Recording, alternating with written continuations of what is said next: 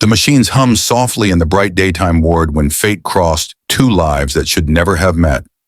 A quiet nurse with tired eyes and a man hovering between life and loss. Neither of them knowing that one selfless choice would unravel secrets, heal invisible wounds, and redefine what it truly meant to be rich. If you believe in kindness, second chances, and the quiet miracles that happen when no one is watching, take a moment right now to like, comment, share, and subscribe to the channel Midnight Tales, because stories like this remind us that hope still breathes among us. Arohi Sen had learned to move quickly through hospital corridors without making noise, as if the world might break if she stepped too loudly. Daylight poured through tall windows, bouncing off polished floors and white walls, but it never quite reached her heart. She was young, barely past her 20s, and already carried exhaustion deeper than her bones. Nursing was not just her job, it was her inheritance of responsibility after her parents' early deaths, a duty shaped by medical bills, student loans, and the quiet promise she had made to herself to be useful in a world that had taken too much too soon. Every morning she tied her hair back, straightened her scrubs, and walked into the ward with a steady breath, believing that helping others was the only way to keep her own grief from spilling over. That morning she was assigned to the renal unit, where daylight tried and failed to soften the reality of failing organs and waiting lists. There, in a private room filled with sunlight and machines, lay a man who seemed out of place among the beeping monitors. His name on the chart was Rishabh Malhotra. He was younger than most patients on the transplant list, his body strong but betrayed by an illness that had crept in quietly and refused to leave. His eyes were often closed, his face calm in a way that suggested surrender rather than peace. Arohi noticed that no visitors came during visiting hours. No flowers crowded the bedside table. No messages lit up his phone. He existed in the room alone, surrounded by care but starved of presence. Over the weeks, Arohi learned his rhythms, the rise and fall of his breathing, the way his brow tightened when the pain peaked, the slight relaxation when the sunlight hit his face in the afternoon.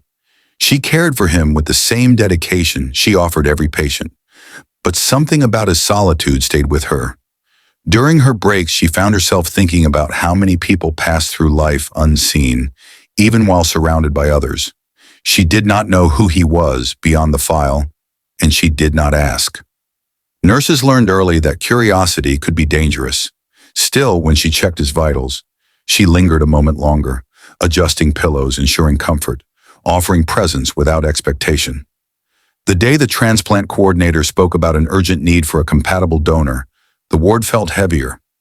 Rishabh's condition was worsening, his time narrowing like a corridor with no doors left.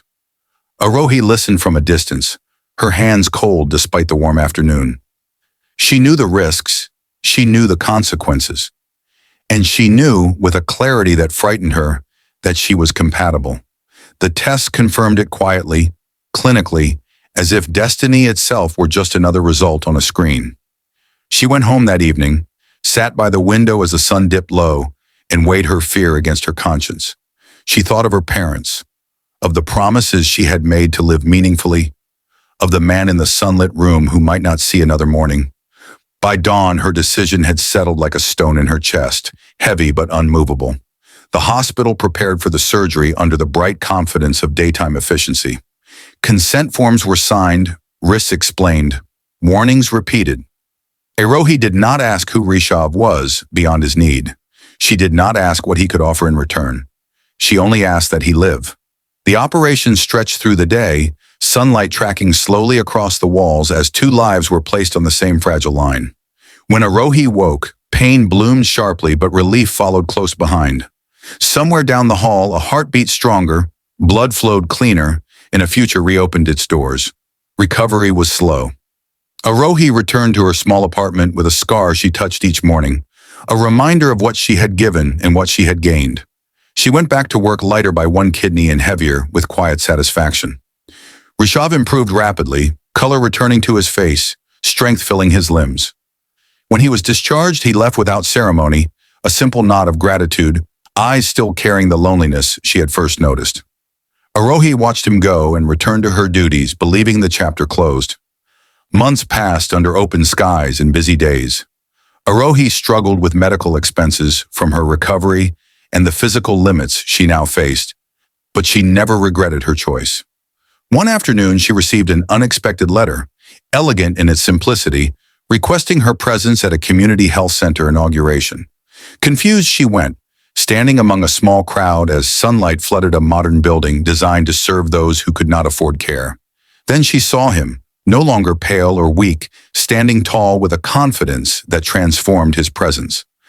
Rishabh Malhotra was introduced not as a patient, but as a visionary entrepreneur, a reclusive CEO whose wealth had built industries and whose loneliness had built walls higher than any skyline. The truth unfolded gently, without spectacle.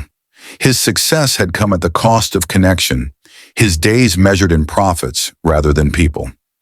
Illness had stripped him of control, leaving him dependent and invisible for the first time in his life. Arohi's gift had saved more than his body. It had cracked open a heart that had long forgotten how to feel needed. In her selfless act, he had seen a reflection of humanity he had ignored for years. He did not offer grand gestures or public praise. Instead, he funded clinics, scholarships, and support programs quietly, ensuring that others would receive help without knowing the source. Arohi continued her work, now at the very center that had grown from that shared moment of vulnerability, her days filled with sunlight and purpose. Their paths crossed often, not as savior and saved, but as two people reshaped by the same moment. As this story draws close, if it touched your heart, if it reminded you that kindness can change lives in ways we may never fully see, please take a moment to engage with this video. Your support helps stories like this reach others who need hope.